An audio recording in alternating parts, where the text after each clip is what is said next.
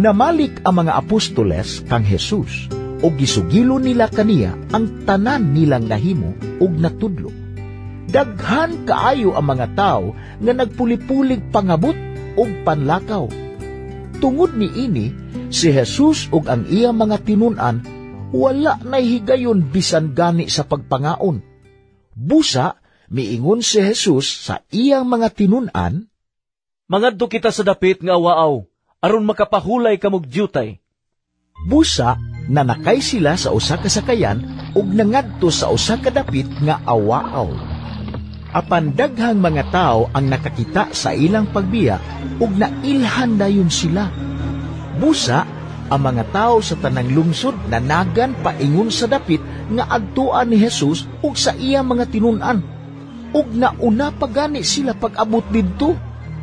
Sa pagkawas ni Jesus sa sakayan, nakita niya ang dakong panon sa katawhan.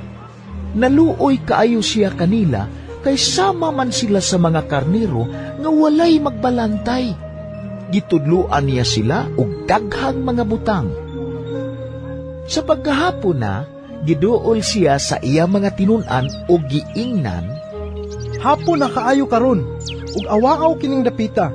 Busa paadtua ang mga tao sa kasikbit nga mga balangay aron makapalit sila og makaon." Apan mitubag si Jesus, "Kamoy mo pakaon kanila na." ug unya nangutana sila, "Papaliton ba kami nimo og pagkaon nga bali og mga 2 ka gatos ka denaryo aron ipakaon kanila?"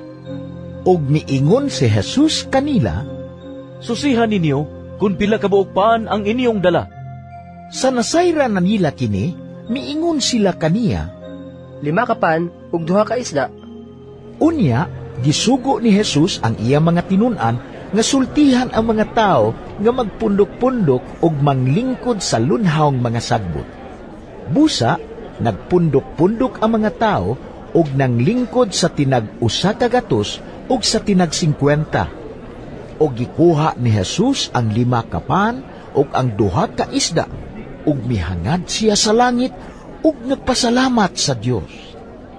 Unya, iyang gipikas-pikas ang mga paan ug gihatag sa iyang mga tinun-an aron iapod-apod ngadto sa mga tao. Iya usab nagibahin-bahin ang mga isda alang kanilang tanan. Nangaon ug nangabusog ang tanan, ug ang nasalin sa paan ug sa isda gihipos sa mga tinun-an ug nakapuno kinig na 12 ka bukag. Sa tanan nga nangaon sa paan, 5,000 ang mga lalaki.